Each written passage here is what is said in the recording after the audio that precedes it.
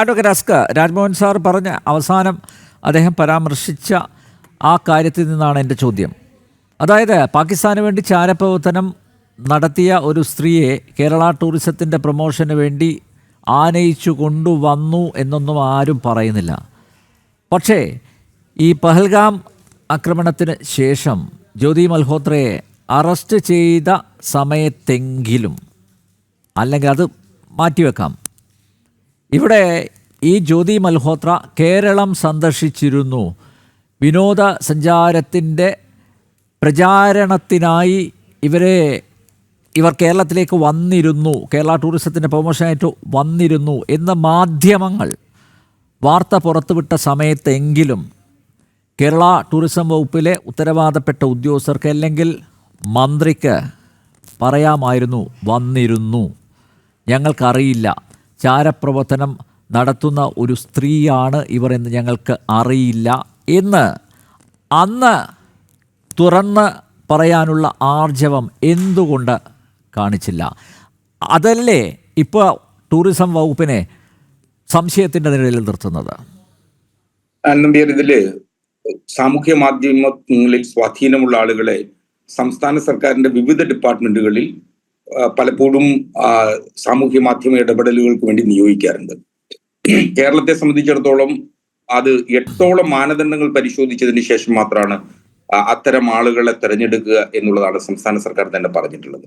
അത് മറ്റു സംസ്ഥാന സർക്കാരുകളും അതുപോലെ കേന്ദ്ര സർക്കാരും ഒക്കെ തന്നെ സാമൂഹ്യ മാധ്യമങ്ങളിൽ ഇടപെടുന്നതിനു വേണ്ടി ഇത്തരം ഇൻഫ്ലുവൻസർമാരെ ഉപയോഗിക്കാറുണ്ട് എന്നുള്ളതാണ് വസ്തുത. ആ വസ്തുതകൾ മറച്ചു വെച്ചുകൊണ്ട് ഇത് ഏതെങ്കിലും തരത്തിൽ തീവ്രവാദ പ്രവർത്തനവുമായി ബന്ധപ്പെട്ട ഒരു പ്രവൃത്തി നടത്തുന്നതിനു വേണ്ടി കേരളത്തിലേക്ക് വന്നു എന്ന് തെറ്റിദ്ധരിപ്പിക്കുന്ന തരത്തിൽ നിങ്ങൾ വാർത്തകൾ പടച്ചുവിടരുത്.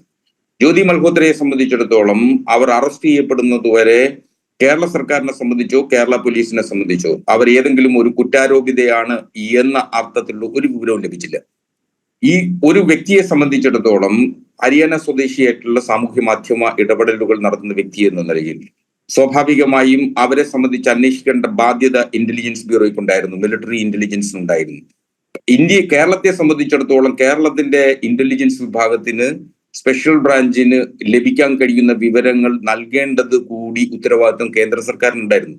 കേന്ദ്ര സർക്കാർ അത്തരത്തിൽ ഏതെങ്കിലും ഇന്റലിജൻസ് രേഖകൾ സംസ്ഥാന സർക്കാരിന് ഇതിനു മുമ്പ് കൈമാറിയിട്ടുണ്ടോ എന്നുള്ളത് ഒരു തെളിവുകളും നമ്മുടെ മുമ്പിലില്ല. അതിന്റെ അർത്ഥം IB-ക്കും മിലിറ്ററി ഇന്റലിജൻസിനും അടക്കം ഇന്ത്യയുടെ കേന്ദ്ര ഏജൻസികൾക്കൊക്കെ തന്നെ ലഭിക്കാതിരുന്ന വിവരം കേരള പോലീസിന് ലഭിക്കണമായിരുന്നു എന്ന അർത്ഥത്തിൽ കുറ്റപ്പെടുത്തുക എന്ന് പറയുന്നത് വിഡ്ഢികളുടെ സ്വപ്നലോകത്തിരിക്കുന്ന ആളുകൾക്ക് മാത്രമേ അത് കഴിയുള്ളൂ. അതാണ് ഇപ്പൊ പലരും ചെയ്തുകൊണ്ടേയിരിക്കുന്നത്. അതുകൊണ്ടാണ് ഞാനിത് പറഞ്ഞത്. 8ഓളം മാനദണ്ഡങ്ങൾ പരിശോധിക്കുക വഴി കേരളത്തിന്റെ ടൂറിസം രംഗത്തിന്റെ വികസനത്തിനു വേണ്ടി വിവിധ സാമൂഹ്യ മാധ്യമ സ്വാധീനം ചെലുത്തിയിട്ടുള്ള വ്യക്തികളെ സംസ്ഥാന സർക്കാർ അതിഥിയായി എത്തിയിട്ടുണ്ട്.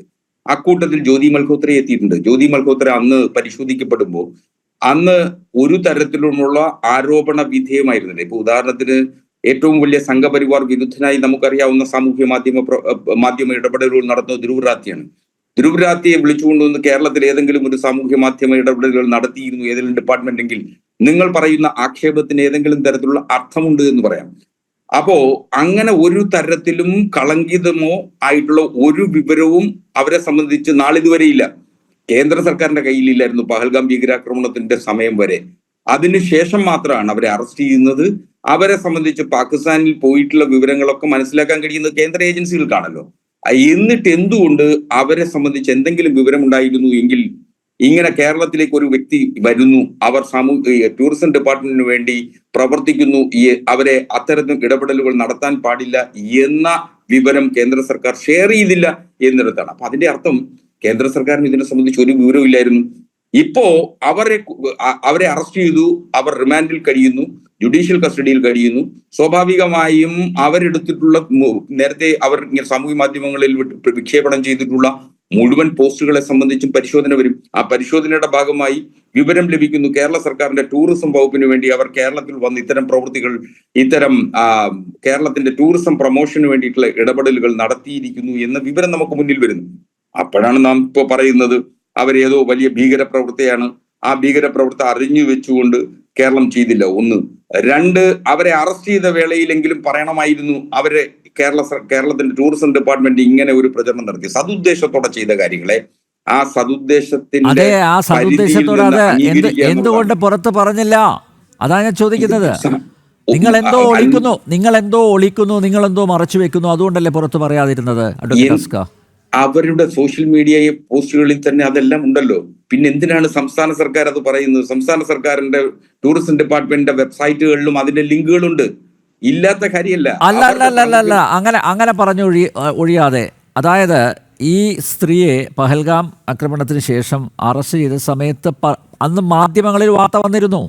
ഈ ജ്യോതി മൽഹോത്ര കേരളം സന്ദർശിച്ച കാര്യം മാധ്യമങ്ങളിൽ വാർത്ത വന്നിരുന്നു. അന്നൊരു ഇതുപോലൊരു വിവാദം ഉണ്ടായിരുന്നു. ആ സമയത്തെങ്കിലും ഉത്തരവാദപ്പെട്ട ഈ വകുപ്പിൻ്റെ മന്ത്രി എന്ന നിലയിൽ PA മുഹമ്മദ് റിയാസിന് മാധ്യമങ്ങളോട് പറയാമായിരുന്നു, ശരിയാണ്, ഇവർ കേരളത്തിൽ ടൂറിസം പ്രൊമോഷനായിട്ട് വന്നിരുന്നു, ഞങ്ങൾ ക്ഷണിച്ചിരുന്നു, സർക്കാർ ചെലവിലാണ് കൊണ്ടുവന്നത് എന്ന് പറഞ്ഞാൽ അവിടെ തീർന്നു. നിങ്ങളുടെ ആത്മാർത്ഥതയെ പിന്നെ ആരും ചോദ്യം ചെയ്യില്ല, നിങ്ങളുടെ സതുദ്ദേശത്തെ ആരും ചോദ്യം ചെയ്യില്ല. പക്ഷെ അന്ന് എന്തുകൊണ്ട് അങ്ങനെ വ്യക്തമാക്കിയില്ല? അന്ന് എന്തുകൊണ്ട് അങ്ങനെ പറഞ്ഞില്ല? അങ്ങനല്ല, ഇതിൽ മടിയിൽ കനമില്ലാത്തതുകൊണ്ടാണ് വടിയിൽ പേടിക്കേണ്ടതില്ലാത്തത്. ഒരു തരത്തിലും ഇതിൽ നിങ്ങൾ കാണുന്ന കൗശലങ്ങളൊന്നും ഒളിപ്പിച്ചു വെക്കേണ്ടതിന്റെ ആവശ്യകത ഉണ്ട് എന്ന് എനിക്ക് തോന്നുന്നില്ല. അതുകൊണ്ടാണ് വളരെ കൃത്യമായി ഇക്കാര്യത്തിലുള്ള ഇടപെടലുകൾ നടത്താൻ കഴിഞ്ഞിട്ടുണ്ട് എന്നുള്ളതാണ്. അതിൽ ഇപ്പോ ഒരുപക്ഷെ ഏതെങ്കിലും ഒരു വ്യക്തിയെ കുറ്റാരോപിതയായി അറസ്റ്റ് ചെയ്യുന്ന വേളയിൽ അവർ സംസ്ഥാന സർക്കാരിന്റെ അതിഥിയായിരുന്നു, സംസ്ഥാന സർക്കാരിന് വേണ്ടി വലിയ കാര്യങ്ങൾ ചെയ്തിട്ടുണ്ട് എന്നതടക്കം പറഞ്ഞു വെച്ച് പോവുക എന്ന് പറയുന്നതായിരുന്നില്ലല്ലോ വേണ്ടിയിരുന്നത്. അതൊരു കുറ്റപ്പെടുത്തലിനുള്ള മടിയിൽ കനവില്ലെങ്കിൽ പറഞ്ഞൂടെ അഡ്വക്കേറ്റ് അസ്ക? മടിയിൽ കനവില്ലെങ്കിൽ പറഞ്ഞുകൂടായിരുന്നു? അല്ലെങ്കിൽ ഈ സ്ത്രീയുമായി മറ്റ് അവിശുദ്ധ ബന്ധങ്ങൾ ഒന്നുമില്ലെങ്കിൽ തുറന്ന് പറയാമായിരുന്നില്ലേ? അതല്ലേ മാന്യത. പിന്നെ മറ്റൊരു കാര്യം കൂടി അഡ്വക്കേറ്റ് അസ്ക, മറ്റൊരു കാര്യം കൂടി, എന്തുകൊണ്ടാണ് ഇവർക്ക് വേണ്ടി ചെലവഴിച്ച തുകയെക്കുറിച്ചൊന്നും പറയാത്തത്? എന്താ നിങ്ങൾ ഒളിച്ചു വെക്കുന്നത്? അത് പറയാലോ, മടിയിൽ കനവില്ലെങ്കിൽ അത് പറയാലോ. അല്ല അനിൽ നമ്പ്യാർ, നമ്മളൊരു വിവരാവകാശമുള്ള ഒരു ജനതയാണ്. സ്വാഭാവികമായും ഏത് തുക സംസ്ഥാന സർക്കാർ ചെലവാക്കിയിട്ടുണ്ടെങ്കിലും അത് അറിയുന്നതിനുള്ള അവകാശം നമുക്ക് ഓരോരുത്തർക്കും ഉണ്ട്. അത് സംസ്ഥാന സർക്കാർ പറയും, ഒരു സംശയം വേണ്ട കാര്യത്തിൽ. അതിൽ നിന്നും ആരെങ്കിലും എവിടെയെങ്കിലും നിന്ന് ചോദിക്കുമ്പോൾ ആ കണക്കുകൾ എടുത്തു വെക്കുക എന്നുള്ളതല്ലല്ലോ, അത് കൃത്യമായിട്ട് പറയും, ഒരു സംശയം വേണ്ട. ഞാൻ ഇക്കാര്യത്തിൽ ഏറ്റവും വലിയ എന്റെ ആശ്വാസം, ഇപ്പൊ ജ്യോതി മൽഹോത്ര ഒരു മുസ്ലിം നാമധേരി അല്ലാതിരുന്നു എന്നുള്ളതാണ് ഇക്കാര്യത്തിലുള്ള ആശ്വാസം. കാരണം നിങ്ങൾ സർവ്വവിധ കോലാഹലങ്ങളും ഏതെങ്കിലും ഒരു മുസ്ലിം നാമധാരിയായിരുന്നു, ഹിന്ദുവായാലും മുസ്ലിമായാലും ക്രിസ്ത്യനായാലും പാഴ്സിയായാലും ദേശദ്രോഹ പ്രവർത്തനം നടത്തുന്ന ആരാണെങ്കിലും അറ്റാക്ക് ചെയ്യും, വിമർശിക്കും, അവരെ തുറന്നു കാട്ടും. അതിലൊന്നും ഒരു സന്ധിയില്ല. അതൊക്കെ നിങ്ങളാണ് കാണിക്കുന്നത് അങ്ങനെയൊക്കെ. അതായത് ഒരു മുസ്ലിം നാമധാരിയാണെങ്കിൽ മിണ്ടില്ല. മാത്രമല്ല, അന്ന് എന്തായിരുന്നു ജ്യോതി മൽഹോത്രയെ അറസ്റ്റ് ചെയ്ത സമയത്ത് എന്താ പറഞ്ഞേ? അവർ RSSകാരി എന്ന രീതിയിലായിരുന്നു സോഷ്യൽ മീഡിയയിൽ മൊത്തം പ്രചരണം നടത്തിയത്. അല്ലാന്ന് പറയാൻ പറ്റുമോ? അന്ന് സോഷ്യൽ മീഡിയയിൽ ഈ സുഡാപ്പികളും അതുപോലെ കമ്മ്യൂണിസ്റ്റുകാരും ഒക്കെ പ്രചരണം നടത്തിയ എന്താ? RSSകാരി ജ്യോതി മൽഹോത്ര. ഇപ്പോഴെന്താ ഒരക്ഷരം മിണ്ടാത്തത്? നാവിറങ്ങിപ്പോയോ? അങ്ങനെയല്ല. ഇതിപ്പോ അവർ ഏതെങ്കിലും സാമൂഹ്യ മാധ്യമങ്ങളിൽ ആരെങ്കിലും ഒളിച്ചിരുന്ന് കുരയ്ക്കുന്നത് കേട്ടാൽ അത് നോക്കി നമുക്കൊരു ഉത്തരം പറയാൻ കഴിയില്ലല്ലോ.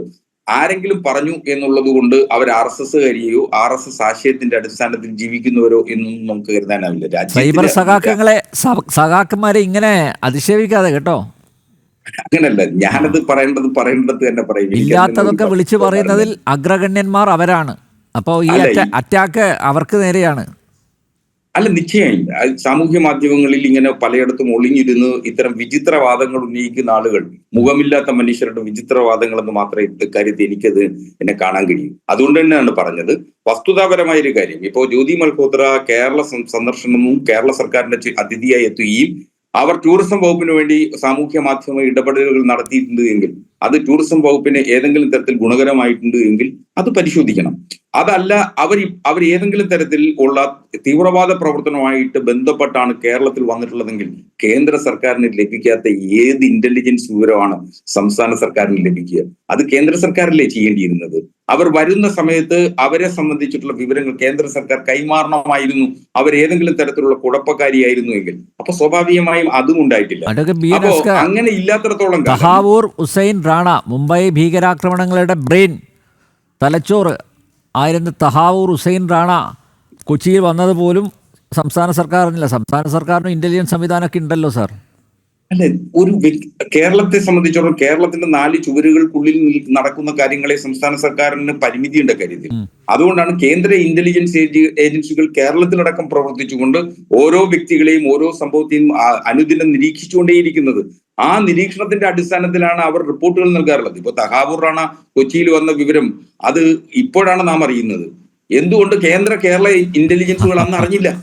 അത് വസ്തുതയാണ്.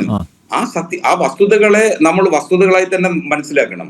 അതുകൊണ്ടാണല്ലോ അവർ അത് വിവരം നമുക്ക് അന്ന് കഴിയുന്നത്. തഹാവൂർ റാണയെ ഇപ്പൊ അറസ്റ്റ് ചെയ്ത് കഴിഞ്ഞപ്പോ അത് മാറ്റിവെച്ച പാനായിക്കുളം സിമി ക്യാമ്പ്, വാഗമൺ സിമി ക്യാമ്പ്, കനകമലയിൽ ഇവരെല്ലാം ഒത്തുകൂടിയത്, ഇതൊന്നും അറിഞ്ഞില്ലല്ലോ. രാജ്മോഹൻ സാറിന് പറയാൻ പറ്റും. കനകമലയിൽ NIA വന്നപ്പോഴാണ് അറിഞ്ഞത് അവിടെ പരിശീലനം നടന്നു എന്നുള്ളത്. അപ്പം കേരളത്തിലെ പോലീസിന് ഒരു ഉത്തരവാദിത്വവും ഇല്ലേ? സംസ്ഥാനത്തിൻ്റെ സുരക്ഷ അത് കേന്ദ്രം മാത്രം നോക്കിയാൽ മതി, ഞങ്ങൾക്കിതൊന്നും അറിയില്ല എന്ന് പറഞ്ഞ് മാറിയിരിക്കുന്നത് ശരിയാണോ അഡ്വക്കേറ്റ് അസ്ക? നിങ്ങളിങ്ങനെ കേരളത്തെ അപമാനിച്ചുകൊണ്ടേയിരിക്കരുതെന്ന്. കേരളത്തിൽ ഉള്ള കാര്യമല്ലേ, ഞാൻ ഇല്ലാത്തത് വല്ലതും പറഞ്ഞിട്ടുണ്ടോ? ഇതെല്ലാം കേരളത്തിൽ നടന്നതല്ലേ? നടക്കുന്നില്ല. ഇവിടെ സർവ്വമതസ്ഥരും വളരെ സൗഹാർദ്ദത്തോടു കൂടി ജീവിക്കുന്ന ഒരു നാടാണ് കേരളം. അത്തരം ഒരു സാഹചര്യം കേരളത്തിലുള്ളു എന്നുള്ളത് കൊണ്ട് ഇന്ത്യയിൽ ഏതു സംസ്ഥാനത്തെക്കാളും സുരക്ഷിതമായി ജീവിക്കാൻ കഴിയുന്ന നാടാണ് കേരളം. അത് രാജ്മോഹൻ സാറും ഒരു തരത്തിലും ഒരു അഭിപ്രായ വ്യത്യാസം തകർക്കുന്ന ചില ഛിദ്രശക്തികളുണ്ട്. ആ ഛിദ്രശക്തികളെ കുറിച്ച് പറയുമ്പോൾ നിങ്ങൾക്ക് മൗനമാണ്, നിങ്ങൾ ഒരക്ഷരം മിണ്ടില്ല.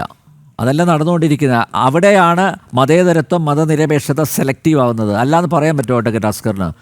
അഡ്വക്കേറ്റ് അസ്ക ആത്മാർത്ഥമായിട്ട് ചില കാര്യങ്ങളൊക്കെ, സത്യസന്ധമായ ചില കാര്യങ്ങളൊക്കെ അവതരിപ്പിക്കാറുണ്ട്. അഡ്വക്കേറ്റ് അസ്ക, ഇത്തരം തീവ്രവാദ വിഷയങ്ങളിൽ എന്താണ് പാർട്ടിയുടെ നിലപാട്? എന്താണ് സംസ്ഥാന സർക്കാരിൻ്റെ നിലപാട്? ഈ തീവ്രവാദികളെ ഇപ്പോൾ നോക്കൂ, ഇവിടെ പലരെയും പിടിച്ചോണ്ട് പോയില്ലേ, തിഹാർ ജയിലിൽ കിടക്കുക. ആ സമയത്ത് പോലും ഒരക്ഷരം ഉരിയാടിയിട്ടില്ലല്ലോ. എന്തൊക്കെ പറഞ്ഞിട്ടുണ്ട്? ഇവിടുത്തെ ഏതെങ്കിലും ഒരു നേതാവ് സ്റ്റേറ്റ്മെൻറ്റ് ഇറക്കിയതായിട്ട് അസ്കറിന് പറയാൻ പറ്റുമോ? നന്നായി NIA അഭിനന്ദിച്ചുകൊണ്ട് ഇവിടുത്തെ ഏതെങ്കിലും ഒരു ഇടതുപക്ഷത്തിൻ്റെ നേതാവ് അന്ന് സ്റ്റേറ്റ്മെൻറ്റ് ഇറക്കിയിട്ടുണ്ടായിരുന്നോ? അങ്ങനെയല്ല, ഏതു തീവ്രവാദ പ്രവർത്തനത്തെയും ഒരേപോലെ അപലപിക്കുകയാണ്. ഇടതുപക്ഷത്തെ സംബന്ധിച്ചിടത്തോളം അതിന്റെ കാഴ്ചപ്പാട് വ്യത്യാസമാണ്. നിങ്ങൾ കരുതുന്നത് പോലെ ഭൂരിപക്ഷ വർഗീയതയും ന്യൂനപക്ഷ വർഗീയതയും ഒരേപോലെ എതിർക്കപ്പെടേണ്ടതെന്ന് തന്നെയാണെന്നാണ് CPM-ന്റെ ലൈൻ.